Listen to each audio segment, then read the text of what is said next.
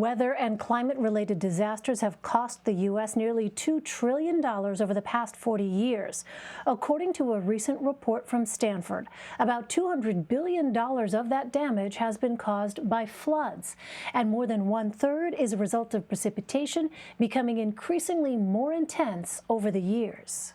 For more on this, I want to bring in CBS News meteorologist and climate specialist Jeff Berardelli. He joins me now from New York City. Hi there, Jeff. So how significant is this report? It's very significant. You know, one of the problems with kind of ascertaining how climate change is impacting us is, when you look at an extreme weather event, how impactful is climate change in that? Did climate change contribute 5%, 10%, 20%? What this study does is it said, looking at flooding since 1988 to 2017, about 36% of the damage, of the cost, was due directly to extreme precipitation events, which is due mostly to climate change. So a warmer atmosphere kind of fueling these more intense systems. And so, that equates to, of the $200 billion, that equates to about $75 billion worth of damage. It's kind of like going and you're going to buy a car and the dealer tells you it's $10,000, and then right when you're about to sign on the dotted line, the dealer says, no, it costs $14,000.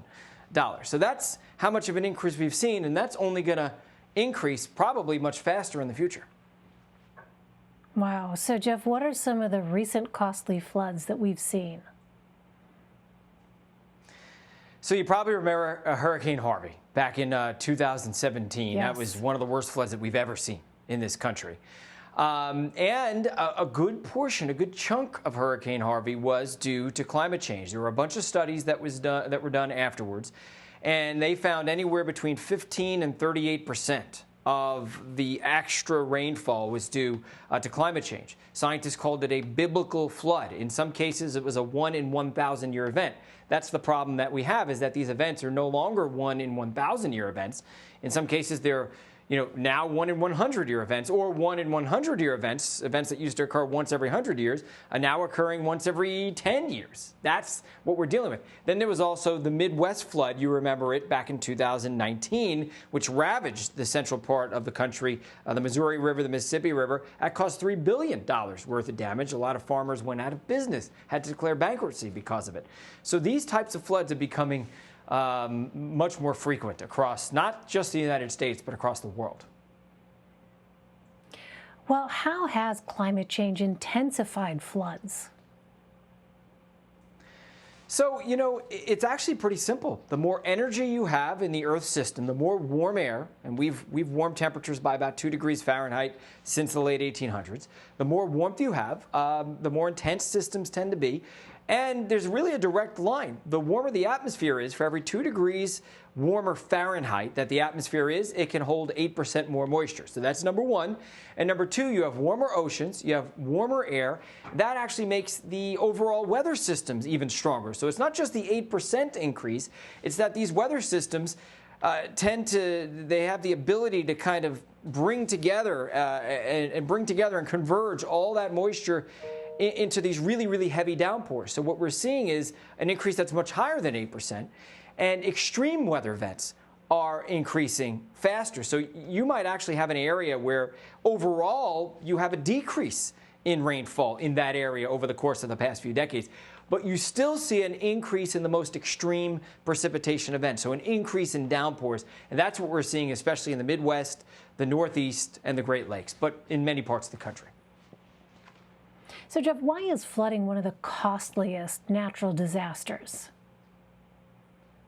Because it's not just rain and snowfall flooding, which the Stanford study was talking about. They were kind of isolated to that, but it's also storm surge flooding from hurricanes, which makes up the vast majority, actually, of cost and damage from hurricanes. Wind, less so. Storm surge damage and flooding more so. So it's that, plus we tend to build our homes in very vulnerable areas to flooding. In Houston, there are a lot of homes that were built outside the 1 in 100 year flood event plain. So basically these homes were built in places where people didn't think it could flood, so they didn't have flood insurance, and then it did flood. And it flooded not just once, but we saw 2 or 3 events in the matter of just a few years or so. So it's because we tend to have valuable stuff in very vulnerable areas, and climate change is making it worse because it's making these storms worse. Well, can we expect these costs to grow as climate change worsens, and could these costs impact everyday Americans? So as we start to see, more global warming, an increase in temperatures, we tend to see these extreme weather events increase exponentially, and the costs also increase exponentially. In addition, remember, our infrastructure is built for the weather of the 1930s, 40s, 50s, and 60s, not the souped-up climate of the 2000s. And so the rivers just can't hold the water anymore. The flood barriers can't hold the water anymore, and so we end up with more damage. So yeah, people are going to see their costs skyrocket. It's going to become more expensive to buy flood insurance. More people are going to be required to have flood insurance, which means that they may decide to or not buy a home because of the costs of flood insurance. So yeah, there's a lot to think about as we head into the future. Yeah, sounds like really are in crisis mode at this point. Jeff Berardelli, Jeff, thank you so much.